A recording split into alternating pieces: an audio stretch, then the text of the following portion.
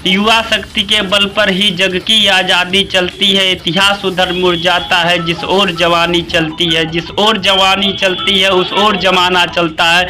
युवा ही हमारे देश का भविष्य है।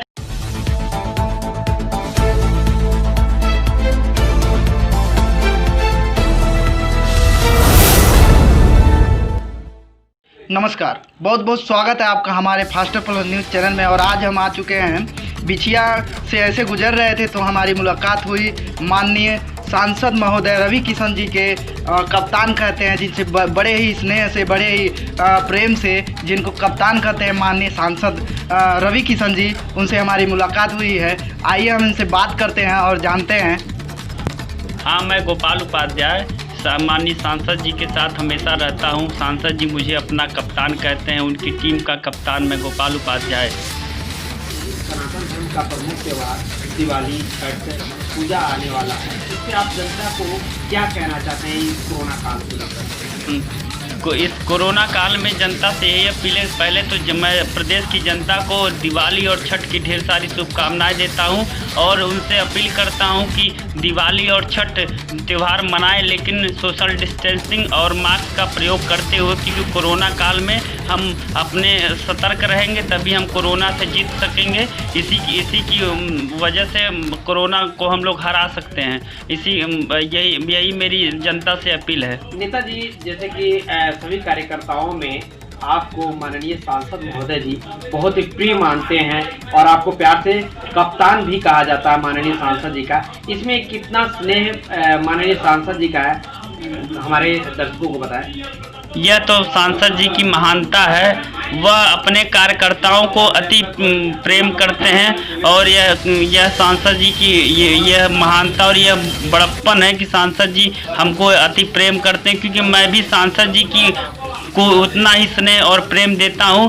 उनके साथ हमेशा निरंतर हर क्षेत्र में चलता रहता हूं। क्षेत्र की जनता की समस्याओं को उनको अवगत कराता हूं।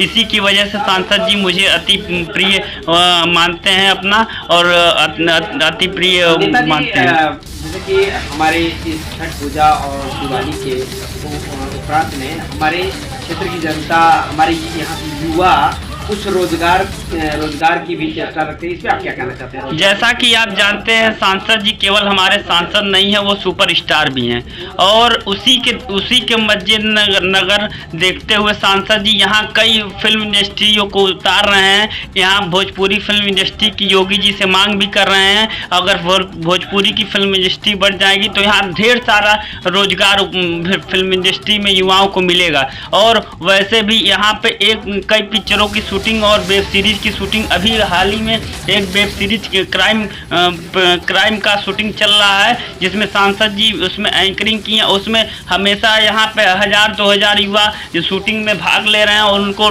1000-2000 रोज उनका इनकम, जो शूटिंग में भाग ले रहे हैं उनको 1000-2000 इनकम हो रहा है। नेताजी, अभी सामने एक चुनाव भी हो रही है, बिहार चुनाव हो रहा है और आपके उपचुनाव हुआ देवरिया जनपद यूपी में, देवरिया जनपद में, उस पर आप क्या कहना चाहते हैं? बिहार के चुनाव पे आप क्या कहना चाहते हैं? आपकी पार्टी क्या कर रही है? बिहार के चुनाव पे हम बोलना चाहते हैं कि देखिए, बिहार की जनता से एकदम अपील है कि वह भाजपा और नीतीश कुमार को विजयी बनाए, क्योंकि लालू जी के समय में बिहार की जनता बिहार छोड़ के पलायन कर रही थी। उनके समय में गुंडाई, भ्रष्टाचार, लूट खसोट ज़्यादा था। शाम के वक्त कोई घर से निकलता नहीं था, रोडें खराब थी। उनके गुंडों को पूरा खौफ था। अगर फिर से तेजस्वी जी को मुख्यमंत्री बनाएंगे तो फिर बिहार अराजकता वाला बिहार हो जाएगा। और नेताजी, एक सवाल और, आपके ये यूपी में जनपद देवरिया में क्या आपके पार्टी का चुनाव लगता है? हम लोग चुनाव जीत रहे हैं, एकदम भरपूर मात्रा में जीत रहे हैं। माननीय मोदी जी और योगी जी के आशीर्वाद से चुनाव हम लोग जीत रहे हैं। देवरिया की जनता जानती है कि भाजपा, कोई अगर प्रदेश में अच्छा काम कर सकता है तो भाजपा कर सकती है, और देवरिया की जनता का विकास अगर कोई कर सकता है तो भाजपा करेगा। और देवरिया का सीट जो है भाजपा आज निरंतर कई वर्षों से जीत रही है। एक आरोप लग रहा है कि बिहार में जब माननीय मुख्यमंत्री योगी आदित्यनाथ जी जब गए थे तो कुछ उनको तिरस्कार किया गया था, अब जनताएं भी देखने को दर्शकों के बीच मिला, तो इस पर आप क्या कहना चाहते हैं? इस पर मैं ये तो तुच्छ छोटी राजनीति है। देखिए, हमारे वो मुखिया कोई भी हो तो सबका सम्मान होना चाहिए, एक सम्मानित व्यक्ति का सम्मान होना चाहिए। ये लालू जी की पार्टी के लोगों का ये एकदम सोची समझी साजिश है, ताकि उनका गलत ह्यूमर उड़ाया जाए माननीय मुख्यमंत्री जी का। और ये वह लोग जानते हैं कि हमारा हार सुनिश्चित है, इसीलिए ये सब छोटी मोटी गिरी हुई हरकतें कर रहे हैं। एक बार युवाओं के लिए दिवाली और छठ के त्योहार पे आप कुछ कहें। युवाओं के लिए तो पूरा हमारा हम एक खुद ही युवा हैं, और युवा तो हमारे दिल में बसते हैं। मैं युवाओं के लिए एक शायरी बोलना चाहता हूँ। युवा शक्ति के बल पर ही जग की आज़ादी चलती है, इतिहास उधर मुड़ जाता है जिस ओर जवानी चलती है, जिस ओर जवानी चलती है उस ओर जमाना चलता है। युवा ही हमारे देश का भविष्य है, और युवा जिधर चाहेगा उधर ही सरकार बनाएगा। और सारे युवा इस समय मोदी और